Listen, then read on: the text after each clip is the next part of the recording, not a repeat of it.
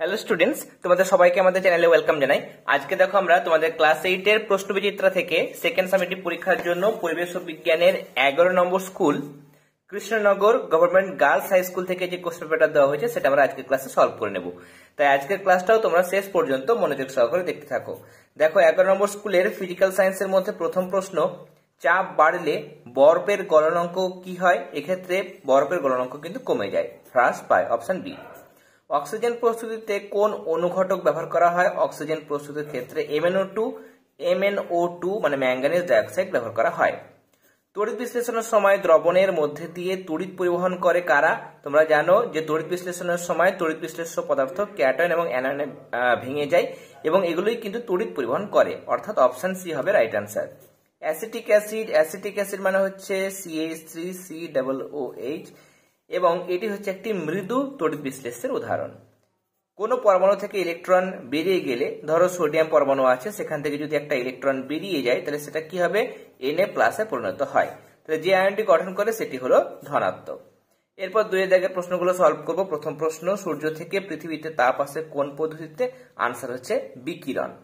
Next question দেখো, electroplating কাকে বলে? তোমরা চাইলে টেক্সটবুক থেকে লিখতে পারো, সেখানে 116 পাতায় পাবে। আর রেফারেন্স বইয়ে তোমাদের ডেফিনেশনটা একটু সুন্দর করে দেওয়া হয়েছে, তাই রেফারেন্স বুক থেকে আমি দেখাচ্ছি। দেখো, লিখবে তড়িৎ বিশ্লেষণ পদ্ধতিতে কোনো ধাতু বা ধাতু সংকরে তৈরি পদার্থের ওপর অপেক্ষাকৃত কম সক্রিয় অন্য কোনো ধাতুর প্রলেপ দেওয়াকে তড়িৎ লেপন বলে। এরপরে দেখো, গলিত সোডিয়াম ক্লোরাইডের তড়িৎ বিশ্লেষণের সময় ক্যাথোডে কোন মৌল মুক্ত হবে? উত্তর হবে সোডিয়াম। বরফ গলনের ঋণ তাপ হচ্ছে 80 ক্যালোরি পার গ্রাম। এরপর দেখো 3.1, একটি টেস্ট টিউবে জলযুক্ত কিউপ্রিক নাইট্রেটের নীল কেলাস নেওয়া হলো, টেস্ট টিউবকে উত্তপ্ত করা হলো, কি ঘটবে? লেখো। দেখো, এটা আমি প্রথমে তোমাদের টেক্সটবুক থেকে দেখাই। টেক্সটবুকের মধ্যে তোমরা দেখো পেজ নাম্বার হচ্ছে 92। এখানে তোমরা এরকম ভাবে লিখবে। প্রথমে যেটা দেখো মানে গরম করা হয়নি সেই জায়গাটা লিখবে না, মানে এখানটা লিখে এই জায়গাটা লিখবে গরম করা হলো, এই জায়গাটা বাদ দেবে, কেমন? এখানটা মাঝেরটা বাদ দেবে। তাহলে প্রথম 2 লাইন লিখলে এদিকটা লিখবে, এখান থেকে এতটা লিখবে, কেমন? নিয়ে বিক্রিয়া সমীকরণগুলো দেবে। পেজ নাম্বার হচ্ছে 92। আর রাইমার্টিন থেকে আমি দেখাচ্ছি, এখানেও দেওয়া হয়েছে ভালো করে। প্রথম পোর্শনটা লিখতে হবে, একটি টেস্ট টিউবে জলযুক্ত কিউপ্রিক নাইট্রেটের নীল বর্ণের কেলাস রেখে প্রথমে একটি টেস্ট টিউবকে বুনসেন বার্নারের সাহায্যে গরম করা হলো। গরম করলে পর্যবেক্ষণে কি দেখতে পাবে? নীল বর্ণের কেলাস কালো গুঁড়োয় পরিণত হয় এবং বাদামি বর্ণের ধোঁয়া নির্গত হয়। নিয়ে সিদ্ধান্তে লিখবে, জলযুক্ত কিউপ্রিক নাইট্রেটকে উত্তপ্ত করলে বিয়োজিত হয়ে কালো বর্ণের কপার অক্সাইড মানে CuO এবং বাদামি বর্ণের নাইট্রোজেন ডাইঅক্সাইড NO2 গ্যাস উৎপন্ন হয়। নিয়ে রাসায়নিক সমীকরণটা তোমরা দেবে। এরপরে নেক্সট কোশ্চেন দেখো, নিচের বিক্রিয়াগুলির মধ্যে কোনটিতে জারণ হয়েছে কোনটিতে বিজারণ হয়েছে সেটা দেখাতে হবে। প্রথম বিক্রিয়া দেখো, হেবার পদ্ধতিতে নাইট্রোজেন এবং হাইড্রোজেন গ্যাস মিলিয়ে অ্যামোনিয়া প্রস্তুতি। এখানে নাইট্রোজেনের সঙ্গে হাইড্রোজেন যুক্ত হচ্ছে, তার জন্য এটা হচ্ছে বিজারণ বিক্রিয়া। এবং এক্ষেত্রে নিচেরটা হচ্ছে মানে হাইড্রোজেন থেকে অ্যামোনিয়া তৈরি, সেটা হচ্ছে জারণ প্রক্রিয়া। একই রকম ভাবে জিঙ্ক অক্সাইডের সঙ্গে কার্বনের বিক্রিয়ায় জিঙ্ক এবং কার্বন মনোক্সাইড উৎপন্ন হয়। জিঙ্ক অক্সাইড থেকে অক্সিজেন বেরিয়ে জিঙ্ক উৎপন্ন হচ্ছে, এটা বিজারণ। আর কার্বনের সঙ্গে অক্সিজেন যুক্ত হচ্ছে, এটা হচ্ছে জারণ প্রক্রিয়া। 3 নম্বর প্রশ্ন, 20 ডিগ্রি সেলসিয়াস উষ্ণতার 50 গ্রাম জল 60 ডিগ্রি সেলসিয়াস উষ্ণতায় পৌঁছতে কত পরিমাণ তাপ গ্রহণ বা বর্জন করবে? জলের আপেক্ষিক তাপ বলে দেওয়া হয়েছে, তোমরা এটা মনে রাখবে। জলের আপেক্ষিক তাপের মান হচ্ছে 1। দেখো, জলের ভর যে ডেটাটা দেওয়া হয়েছে m, সেটা হচ্ছে 50 গ্রাম, আপেক্ষিক তাপ 1 ক্যালোরি পার গ্রাম ডিগ্রি সেলসিয়াস। উষ্ণতা বৃদ্ধি কত?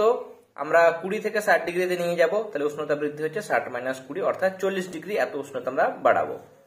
গৃহীত তাপের ফর্মুলা তোমরা জানো, H হিট, সেটা হচ্ছে mass into specific heat into এটা চেঞ্জ অফ টেম্পারেচার। তাহলে এখানে ভর 50, আপেক্ষিক তাপ 1, উষ্ণতা বৃদ্ধির পরিমাণ 40 বসাবো, গুণ করবো, তাহলে আমরা পেয়ে যাব 2000 ক্যালোরি। তাহলে অতএব এক্ষেত্রে আমরা পেয়ে যাচ্ছি গৃহীত তাপ 2000 ক্যালোরি। এরপরে নেক্সট কোশ্চেন, বজ্রপাতের সময় ঘরের দেয়াল, ধাতু নির্মিত কাঠামো বা রেলিং স্পর্শ করা বিপজ্জনক কেন? লিখবে, দেখো, বজ্রপাতের সময় ক্ষণস্থায়ী কিন্তু বিপুল মাত্রা তড়িৎ প্রবাহিত হয়। এই তড়িৎ বজ্রাহত বাড়ির দেওয়াল হতে পারে বা বাড়ির ব্যবহৃত যেটা ধাতব কাঠামো, যেমন দেখো লোহার রেলিং, টিনের পাত ইত্যাদি পরিবাহী মাধ্যম দ্বারা দ্রুত মাটিতে পৌঁছতে চায়। তাই এই সময় বজ্রপাতের সময় কিন্তু এগুলির স্পর্শ করলে বিদ্যুৎ পৃষ্ঠ হওয়ার সম্ভাবনা থাকে। তাই বজ্রপাতের সময় ঘরের দেয়াল বা ধাতু নির্মিত কাঠামো বা রেলিং স্পর্শ করা বিপজ্জনক।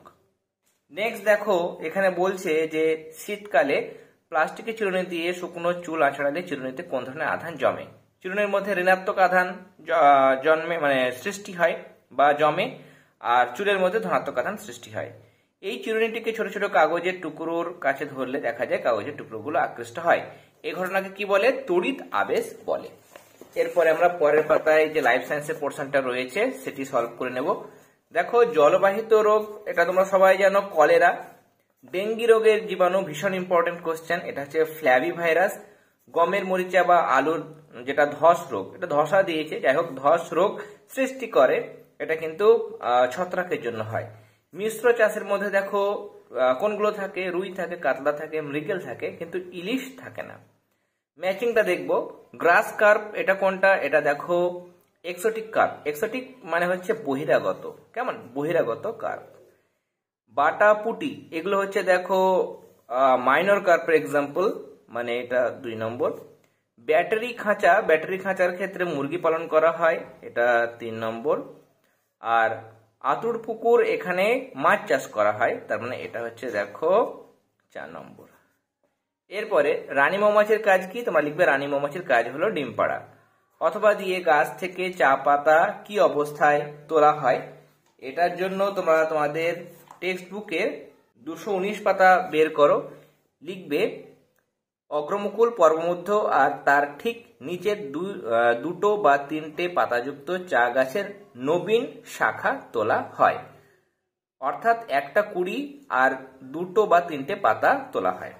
এই জায়গাটা তোমরা লিখবে। এখানে তোমরা বুঝতেই পারছো নবীন শাখাটা কিন্তু তোলা হয়। তাহলে আজকে দেখো আমরা প্রশ্নবিচিত্রা থেকে 11 নম্বর স্কুলের সমস্ত প্রশ্নের সঠিক আনসার দেখে নিলাম। আজকের ক্লাসটি তোমাদের কেমন লাগলো সেটা কিন্তু অবশ্যই তোমরা কমেন্ট সেকশনে কমেন্ট করে জানাতে ভুলবে না। ক্লাস চলাকালীন যদি তোমাদের কোনো সমস্যা হয়ে থাকে বা যদি তোমাদের অন্য কোনো জিজ্ঞাসা থাকে, তাহলে সেক্ষেত্রে ইউটিউবের কমেন্ট সেকশন তো আছে, তোমরা কিন্তু অবশ্যই কমেন্ট করে তোমাদের প্রবলেমগুলো বা তোমাদের জিজ্ঞাসাগুলো তুলে ধরবে। আমি যথাসাধ্য তোমাদের সমস্ত প্রবলেম সলভ করার চেষ্টা করব। আজকের ক্লাস ভালো লেগে থাকলে অবশ্যই ক্লাসটিতে লাইক দিবে, তার সাথে বেশি বেশি করে আমাদের আজকের ক্লাস তোমাদের ফ্রেন্ড সার্কেলের মধ্যে অবশ্যই শেয়ার করবে। আর যারা এখনো পর্যন্ত চ্যানেলটি সাবস্ক্রাইব করনি তারা অবশ্যই সাবস্ক্রাইব করে নিও। তাহলে আজকের ক্লাস এতটাই। তোমরা সবাই ভালো থেকো। All the very best.